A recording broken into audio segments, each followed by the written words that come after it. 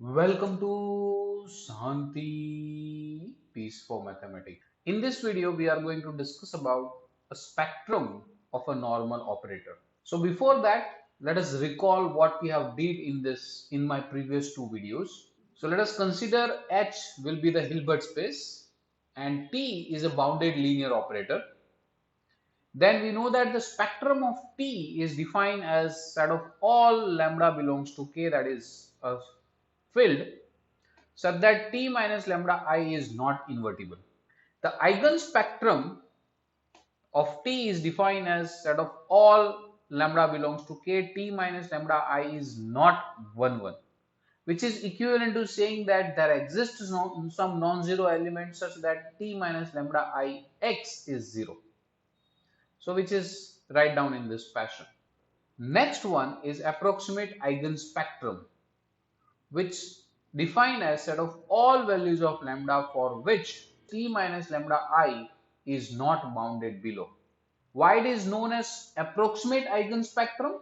Because it is approximating this T minus lambda I xn is tending to 0. Here it is equal to 0, here is tending to 0. So there exists some sequence of xn with norm of xn is 1. That means there exists some in H which is non-zero such that T minus lambda I xn is tending. So these are the three spectrum we have defined, and then we have discussed some relation between these spectrums. So let us recall that results also. The first result we have discussed that if lambda is belongs to spectrum of T, if and only if a conjugate of lambda is a spectrum of T star which is adjoint of T. We also have mentioned that we have defined the eigenspectrum, approximate eigenspectrum and a spectrum of T. They are having this relation. That means eigenspectrum is subset of approximate eigenspectrum and approximate eigenspectrum is a subset of a spectrum. Even though we also have proved that eigenspectrum of T is equal to the approximate eigenspectrum of T union this set. And one should note that if H is a finite dimensional space, if we are working in finite dimensional space, then these three eigenspectrums which we have defined different, they are same. Now, as I already mentioned that we have to discuss here the spectrum of a normal operator.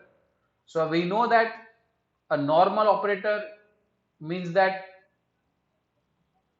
T star T is equal to T star. So let's have the first result about this normal operator, which tells you that let H be a Hilbert space and T belongs to BL of H is normal. Then as we have this result about the spectrum, the same result is hold good for eigenspectrum. That means lambda belongs to eigenspectrum of T if and only if a conjugate of lambda is belongs to eigenspectrum of T star.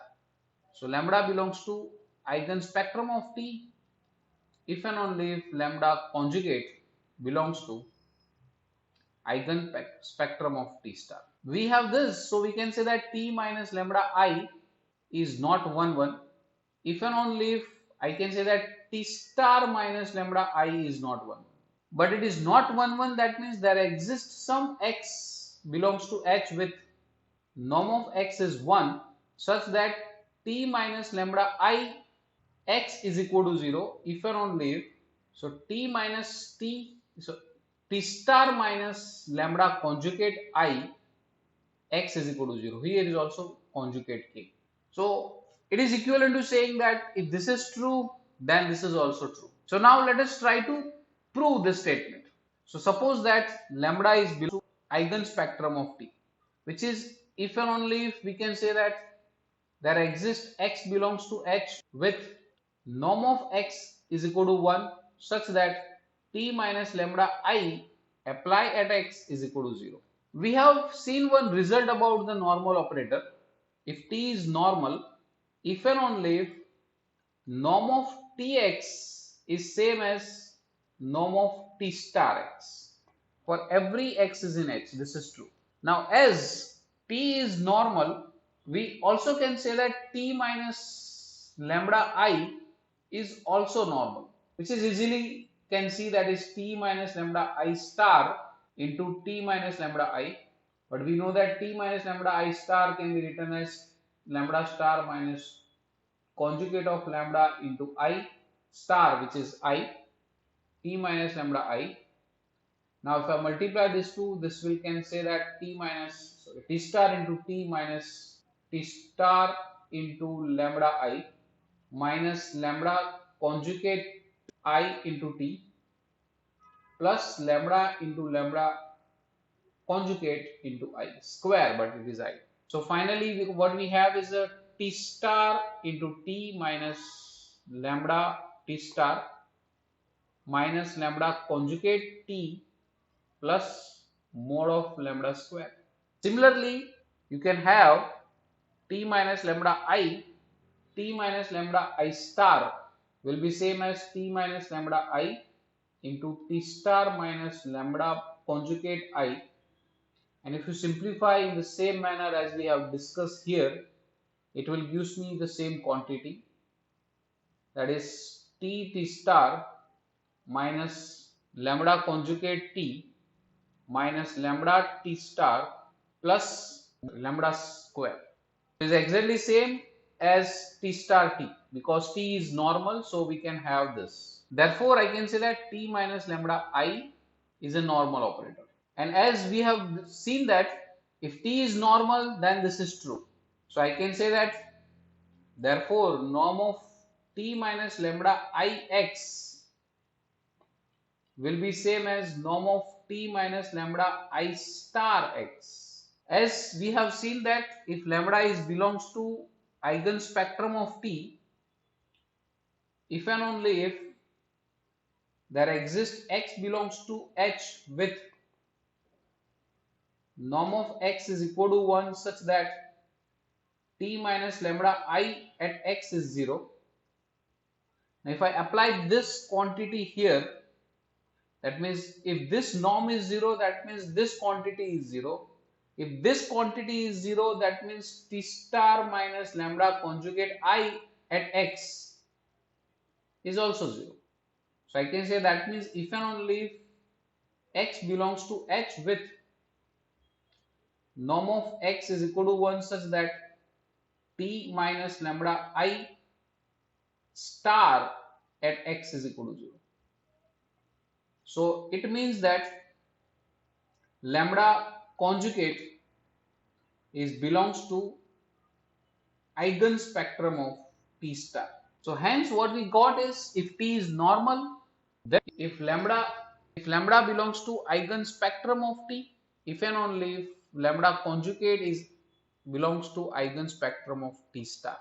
One should note that if t is not normal, then this thing is not true. For that, let us see this example. That means example is explaining about if lambda is in this, which doesn't implies lambda conjugate, it is in this for t belongs to BL of h, for some t belongs to BL of h. So for that I am defining this operator.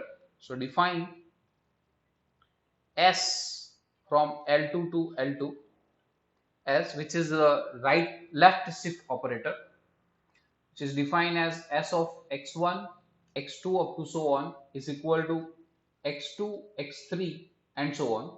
We should note that this S is not 1-1 operator because the image of E1 is the vector which we can consider as 1. The image of this non-zero vector we will have is 0. So therefore I can say that there exists E1 belongs to L2 with norm of E1 is equal to 1 such that S minus 0 I apply at E1 is 0. So that means the kernel of this S contains a non-zero vector. It is ultimately saying that S is not 1-1. Therefore, 0 is belongs to eigenspectrum of T. Because the definition of eigenspectrum of T says that S minus lambda I is not 1-1, then lambda belongs to eigenspectrum of T. But here it is S minus 0 lambda is there. So 0 is belongs to eigenspectrum of T. Now I have to show that it's conjugate. It does not belongs to the eigenspectrum of T star. So that means I need to calculate what will be the conjugate of this operator. So we already know that conjugate of left shift operator is a right shift operator. So let's define T is from L2 to L2 as T of x1, x2 up to so on is equal to 0, x1, x2 up to so on. And one should observe that T of xy is equal to inner product of 0, x1, x2 up to so on with inner product with y1, y2 up to so on. Now the inner product of this quantity will give me x1, y2 conjugate plus x2, y3 conjugate and so on. The inner product is defined in L2. So that's why it is 0 into y1 which gives me 0, x1 into y2 conjugate which we have here. This quantity I can write down as inner product of x1, x2 up to so on, and this quantity will start with y2, y3 and so on. So this is what? This is x, and this quantity on this side it is sy. So I can say that, and this is true for every xy belongs to L2. So I can say that T star is S or S star is T. Now ultimately what I want to show that is 0 does not belongs to eigenspectrum of S star. This is our objective is to prove. Now one should note that here a norm of S star x, this is L2 norm of that, is norm of Tx. So the norm of Ts, that is the norm of this one, is nothing but the norm of this quantity, which will gives you norm of x2. That means I can say that S star is isometric. Therefore, S star is 1, 1. Therefore, S star minus 0 identity is 1, 1. Now, if lambda is belongs to E eigenspectrum of S star, that means that S star minus lambda I is not 1, 1. Here it is 1, 1. So I can say that 0 does not belongs to eigenspectrum of S star. What we have proved is here is 0 belongs to eigenspectrum of S. It does not implies 0 belongs to eigenspectrum of S star. Even though in other example one can show that the eigenvector of T corresponding to eigenvalue can also be not an eigenvector of T star corresponding to the its conjugate value. For that, let's say another example. Let's define a operator T which is from C to C as T of x1, x2 is equal to I x1 plus x2 comma I times x2. If I consider E1 is equal to 1, 0, which is the standard orthonormal basis, E2 is equal to 0, 1. Consider beta is equal to 1, 2. B is orthonormal basis of C2. Matrix with respect to B is M of T, which I can say that T of E1 will gives me, here it is 1, this is 0, so it is I, this is 0, so it is I 0, so this will gives me I 0, and T of E2 will gives me 0, 1, so this is 0, 1, so it will gives me 1 and I, this is 1 I. This is the matrix we have, and from this matrix we can observe that I is the eigenvalue because this is a upper triangular matrix. So I is the eigenvalue for this matrix, Let us try to calculate what will be the conjugate matrix of this. So again, with respect to the standard basis, or I can say orthonormal basis, B M T star will be, is we know that the T star is the generalization of conjugate transpose. So the conjugate of this quantity, that is I, will gives me minus I, 0. A conjugate of 1 is 1, and conjugate of I is again minus 1. This is the matrix with respect to the basis B.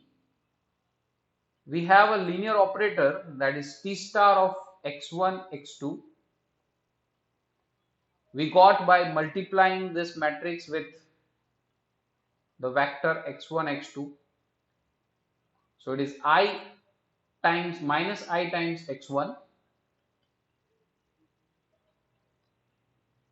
into plus 0 times x2 and 1 times x1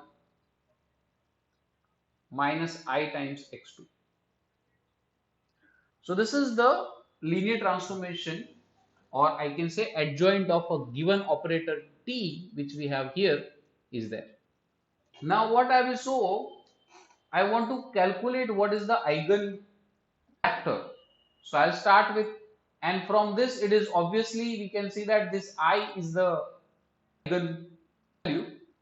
To calculate some non-zero eigenvector such that T of x1, x2 is equal to I times x1, x2. This is Tx is equal to lambda x. This is the condition for finding the eigenvector. So since we have this, which will be gives you T of x1, x2 as per the definition of this T, it will gives me I x1 plus x2 comma I x2 is equal to I times x1, x2. This will implies, if I can compare the component wise, so that will gives me I times x1 plus x2 is equal to I times x1 and I times x2 is equal to x2. So this will implies x2 is 0 because x1 is anything, any value. So hence the eigenvector we got is 1, 0 corresponding to eigenvalue. We have T of 1, 0 is I times 1, 0.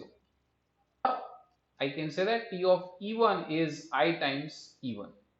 Now let us try to calculate what is the eigenvector for T star corresponding to the eigenvalue minus I.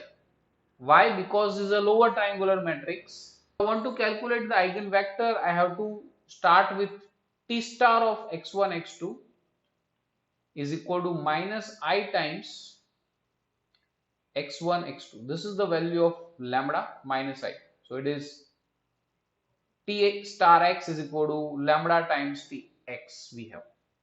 Now applying the definition of T star, that will gives me that we already have here. So that is minus I x1 comma x1 minus I x2 equal to minus I times x1 x2. Again by comparing component wise, we can have minus I x1 is equal to minus I x1, which will gives nothing.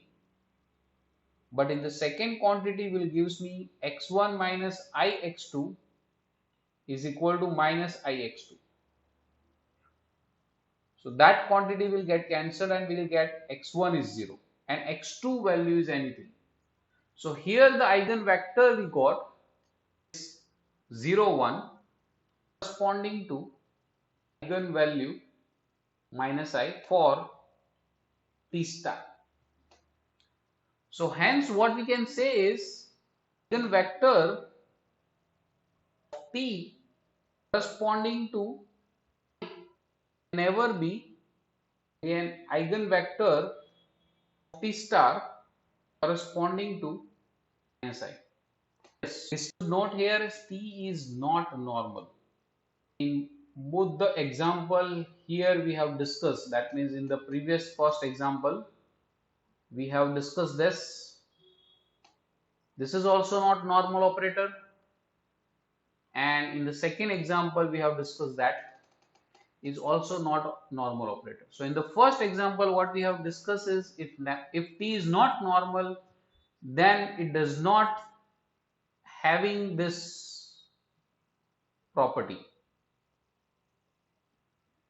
And the second example we have seen that even not only eigenvalue, but eigenvectors are also not the same if T is not normal. Okay, with this let us move forward. Let's have that approximate eigen spectrum is subset of eigenspectrum of T.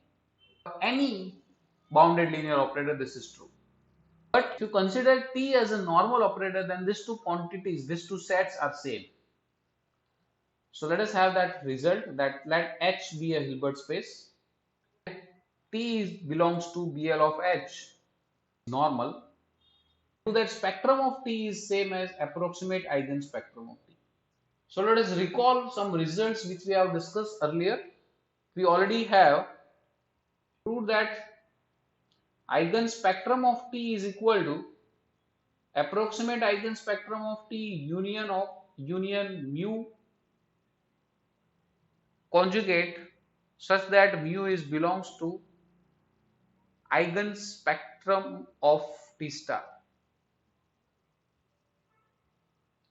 If I can prove that this set is subset of this one, then we can say that spectrum is same as approximate eigenspectrum.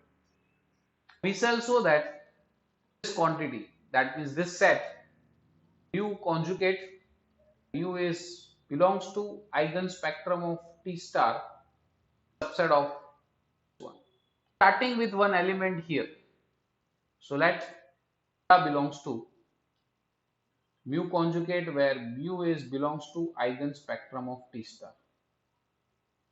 But if lambda is belongs to this, that means lambda conjugate is belongs to eigenspectrum of T star. Because of T is normal, and if I can use the previous result which we have discussed, which tells you that if lambda is belongs to eigenspectrum of T, if and only if lambda conjugate is belongs to eigenspectrum of T star. So that's why this will tells you lambda is belongs to eigenspectrum of T. Eigenspectrum is always subset of approximate eigenspectrum of T. So that will implies lambda is belongs to approximate eigenspectrum. So hence this quantity or this set is subset of this set. From this result we can say that since this is subset of this one, so it will contain in this. So these two sets are same. If T is normal, then approximate eigenspectrum is same as a spectrum of T. Let's have another result. H be a Hilbert space, T is a normal, then if X belongs to H such that T minus lambda I square X is 0, then T minus lambda I. To prove this one, it's very straightforward. Suppose that X belongs to H with T minus lambda I square X is 0. I have to prove that T minus lambda I X is 0. So that's why I'm starting with norm of T minus lambda I X square. So this will gives me T minus lambda I, apply at X, T minus lambda I, apply at X. By definition of conjugate, we can take this quantity here. So that will gives me t minus lambda I star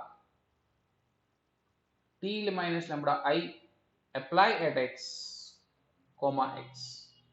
If I can apply now squash inequality, so I can take modulus here, that is also gives me modulus on this side, which is less than or equal to norm of t minus lambda I star into norm of t minus lambda I apply at x into norm of x. By applying squash inequality, we can have this. And we already have seen one result which tells you that t is normal when norm of t star t same as norm of t square. So due to this, we can write down this is norm of t minus lambda I square x into norm of x. Since t is normal, t minus lambda I is also normal, which we already have proven in previous result. But this quantity we already have given it is 0. So this is 0. So that means this t minus lambda I apply at x is also 0. So this result is true if t is normal. If I can consider if t is not normal, then this result is not true. Let us produce one example for that. Let's define some operator from R2 to R2 as t of x1 x2 is equal to 0 x1. So we know that t square of x1 x2 will gives me t of 0 x1, which will be gives me 0 0. So t square at x is 0.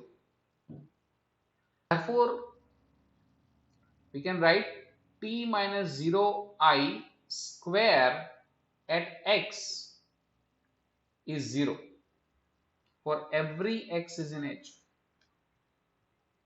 But t of 1 0, if I put 1 0 here, which will gives me 0 1, which is not equal to 0 0. So that means t minus 0 I at x is non-zero for some x belongs to H. And one should know that this t is not a normal operator. So if t is not normal, then may or may not this result is true. But t is normal, then this is definitely true. Let's have one more example based on this normal operator, which tells you that if you have two different eigenvalues of a normal operator, then its corresponding eigenvectors are orthogonal. So that is the next result. Tells you that let H be a Hilbert space and T belongs to BL of H is normal. Then if lambda and mu belongs to eigenspectrum of T, that means they are the eigenvalues of T with lambda does not equal to mu, that means their two eigenvalues are different. X not are such that of x is equal to lambda x and t of y is equal to mu y. That means x and y are the eigenvector of corresponding to lambda and mu. Then x is perpendicular to y, or I can say that x and y are orthonormal. That means eigenvectors are orthonormal. Or I can say that inner product of xy is 0. So this will tells you if you have two different eigenvalues of an operator, then their corresponding eigenvectors are orthogonal. So to prove this one, I am starting with lambda times xy. X and Y are already defined. They are the non-zero eigenvectors are there. So that will gives me lambda x y. I can take this lambda inside by applying the property of inner product. But lambda x, due to this, it is tx.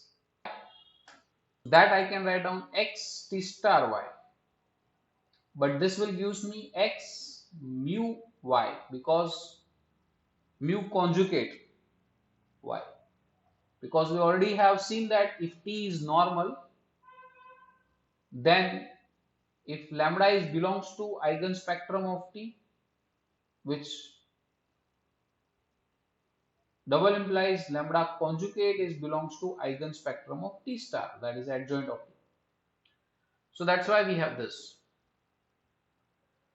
So if I can take this conjugate of mu outside from the inner product, so by applying conjugate symmetry will gives me mu xy. So hence we can have lambda minus mu inner product xy equal to 0. But lambda and mu are not same, so that's why we can have this is 0. It's given that they are two different eigenvalues. So therefore we can say that x and y are orthogonal. This result is also not true for if t is not normal. So this result is also not true if t is not normal. So let us have that defined. One example, let us consider t from R2 to R2, which define as p of x1, x2 is equal to x1 plus x2, comma 2 times x2. First of all, you should prove that this is not a normal operator. And we should observe that what is t of E1. T of E1 will gives me 1 comma, this is t of 1 0, which is gives me 1 comma 0. So it suggests that this is equal to E1. So hence what we have is t of E1 is equal to E1. That means that will suggest that 1 is an eigenvalue t corresponding to vector 1 0. Also, let us observe what is t of 1 1. So by definition it is 1 plus 1, so it is 2 2. So we'll have 2 2 here, but 2 2 I can write as 2 comma 1 1. So here we have t of some vector, lambda times vector is there. So I can say that therefore 2 is an eigenvalue of t corresponding to eigenvector 1 1. But one should note that 1 comma 0 dot product with 1 1 is not equal to 0. Here there are two different eigenvalues are there, 1 and 2. Corresponding eigenvectors are not orthogonal. So if t is not normal, then the previous result which we have, it is not true. So let us conclude what we have discussed in this lecture. Discuss about some spectrum of an normal operator. The first result we have discussed, if t is normal, lambda belongs to eigenspectrum of t if and only if lambda conjugate is belongs to eigenspectrum of t star. The second result we have discussed is if t is normal, spectrum of t is same as approximate eigenspectrum of t. And the third result we have discussed, consider lambda and mu which are not same, that means two different eigenvector, sorry, two different eigenvalue such that t of x is equal to lambda x and t of y is equal to mu y, then x is perpendicular to y. So this three result basically we have discussed in this lecture. That's it for this video.